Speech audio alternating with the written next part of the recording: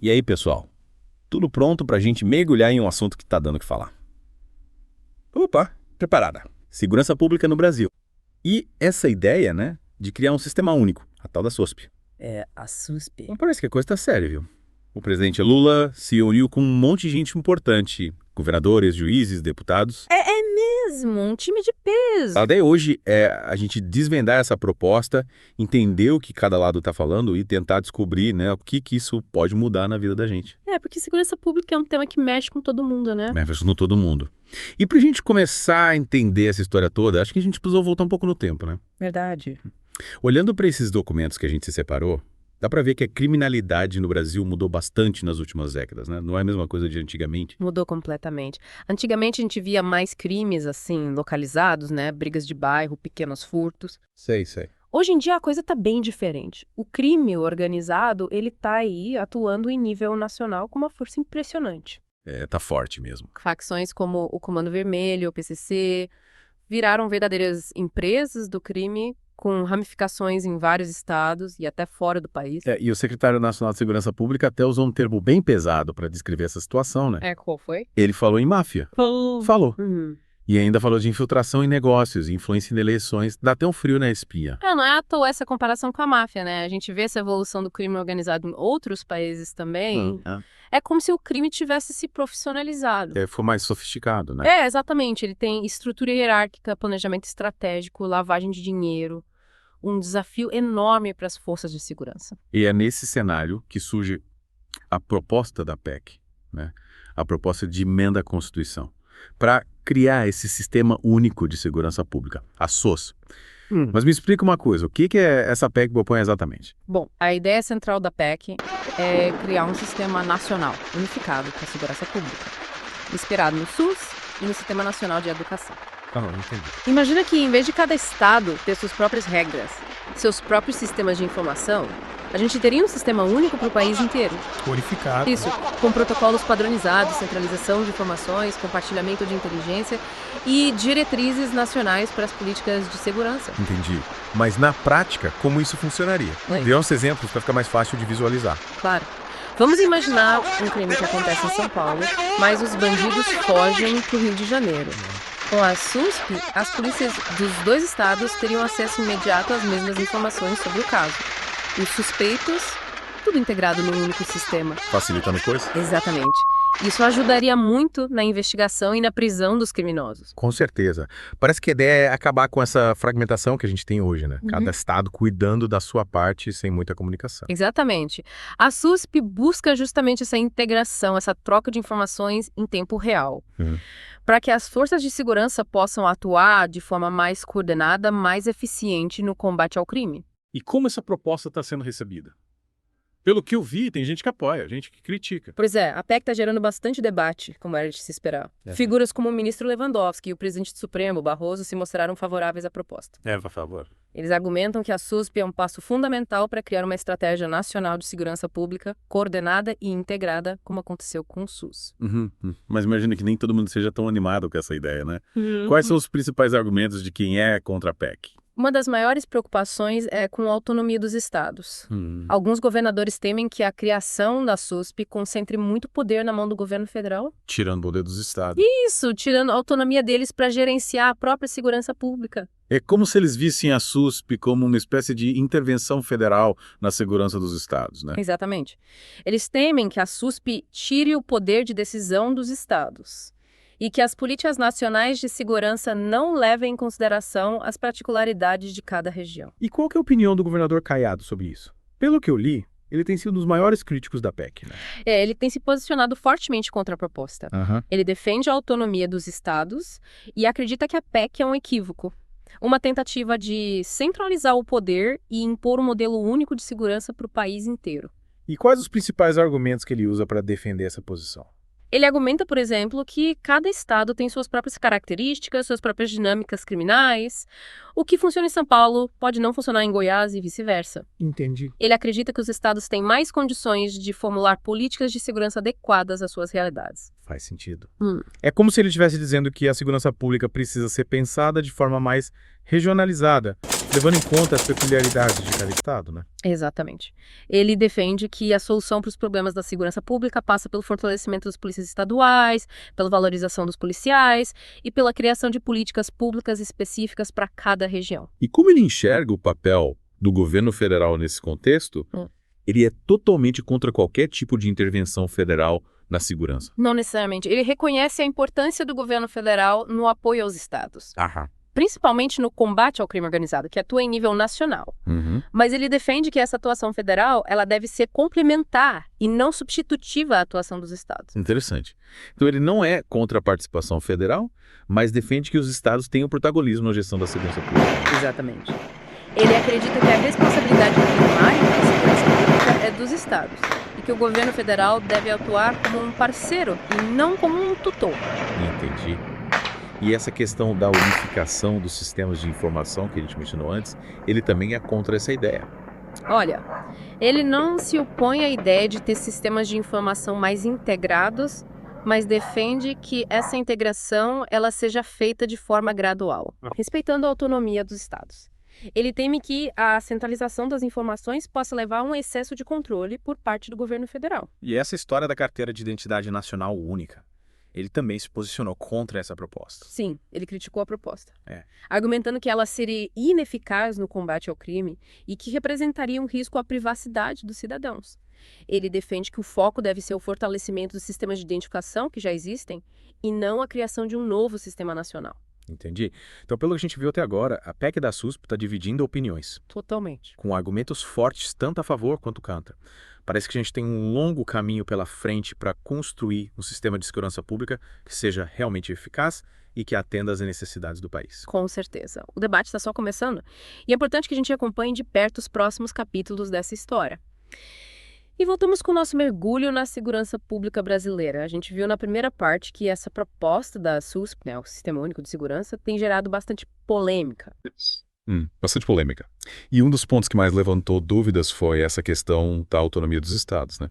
É muita gente preocupada com isso. Muitos governadores levantaram a bandeira vermelha com medo de perder poder para o governo federal. É com medo de ficar de mãos atadas. E a gente viu, né, que o governador Caiado, lá de Goiás, foi um dos que mais bateu o pé nesse ponto, defendendo o direito dos estados de cuidarem da sua própria segurança sem a interferência do governo federal. É, ele foi bem incisivo. Ele argumentou que cada estado tem suas peculiaridades, suas próprias dinâmicas e que uma solução única para o país inteiro não ia funcionar. É, ele usou até o exemplo do combate ao crime nas favelas do Rio, né?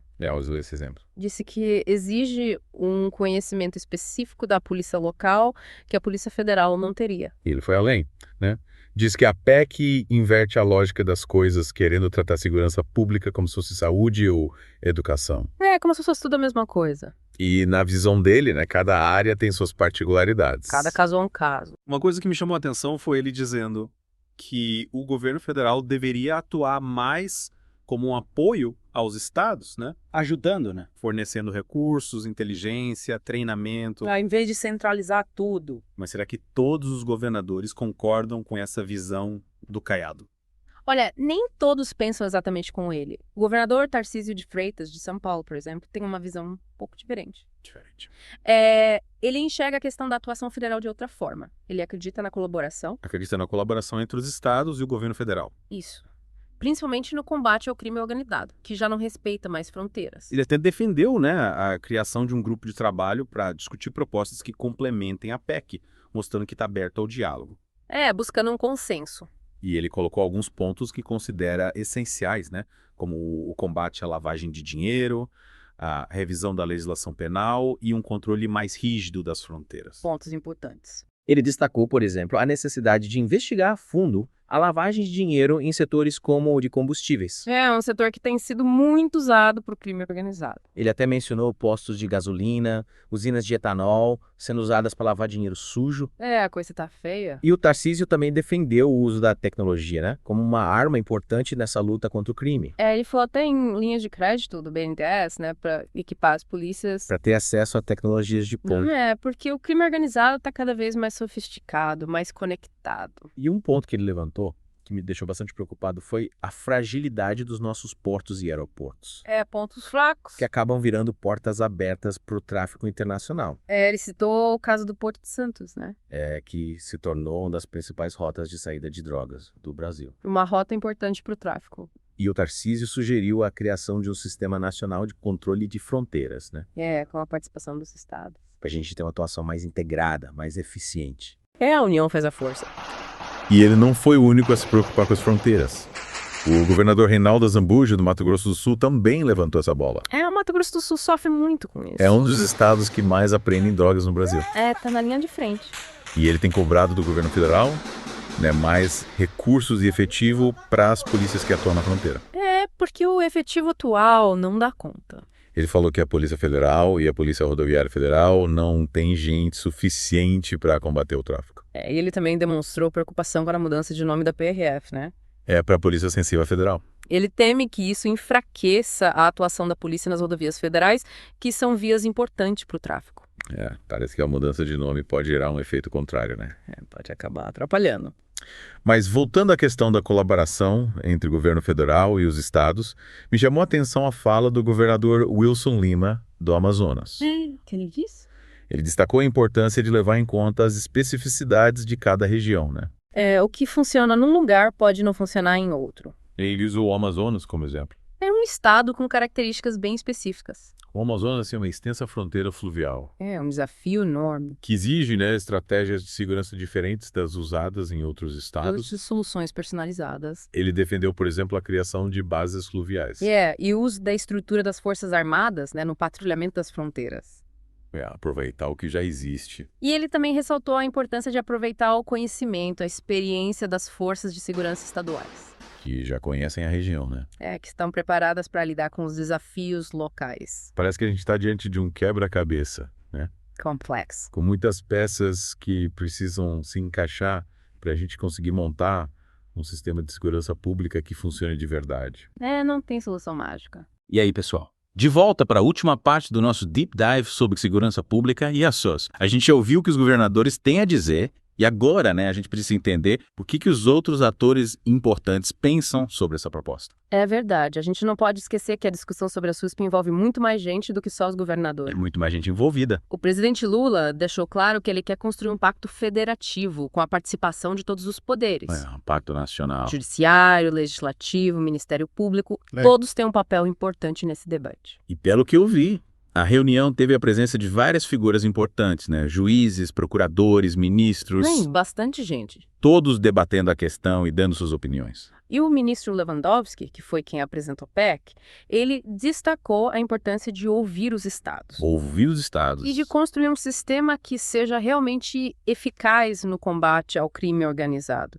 Ele deixou claro que a PEC não é uma imposição. Não é para impor nada. É um ponto de partida para um debate amplo e democrático. E ele usou a experiência do SUS como exemplo, né? É um bom exemplo. Lembrou que a criação do Sistema Único de Saúde também gerou muita polêmica no começo, mas que hoje, é um sistema reconhecido internacionalmente. Ele deu certo no final. E ele fez um paralelo, mostrando que grandes mudanças costumam gerar resistências, mas que o diálogo, a busca por soluções conjuntas, podem trazer bons resultados. O importante é conversar. Ele também mencionou o Sistema Nacional de Educação, Outro exemplo interessante. argumentando que, assim como a saúde e a educação, a segurança pública também precisa ter uma estrutura nacional com diretrizes claras e integração entre os diferentes níveis de governo. Faz sentido. E ele parece bem convicto, de que a SUS é o caminho para modernizar o sistema de segurança pública brasileiro.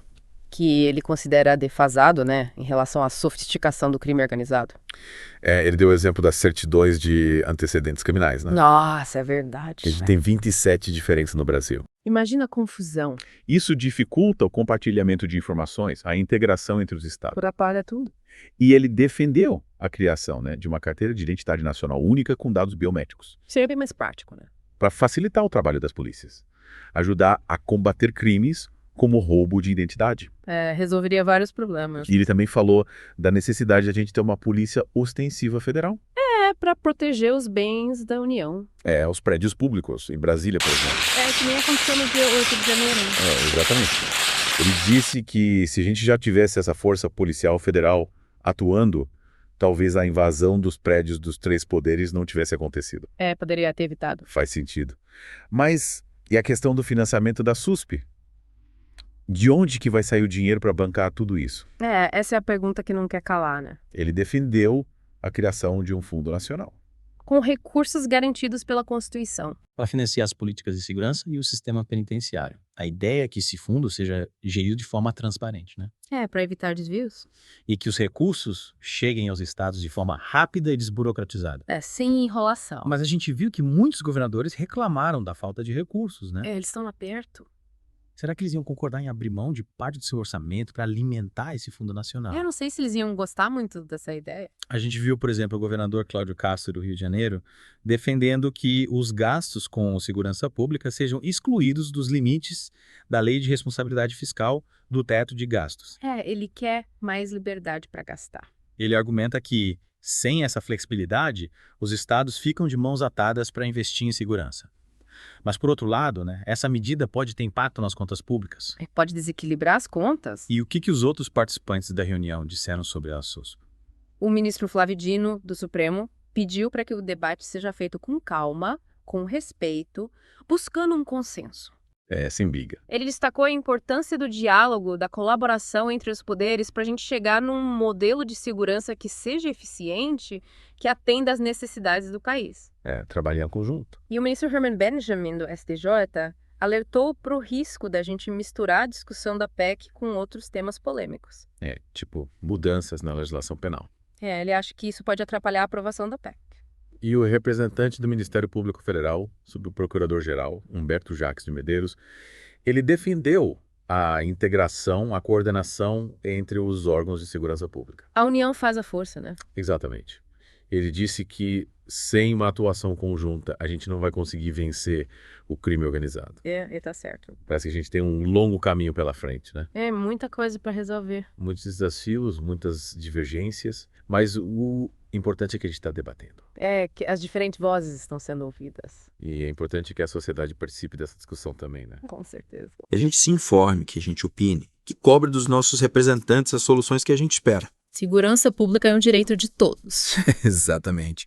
E aí, o que você, ouvinte, acha de tudo isso?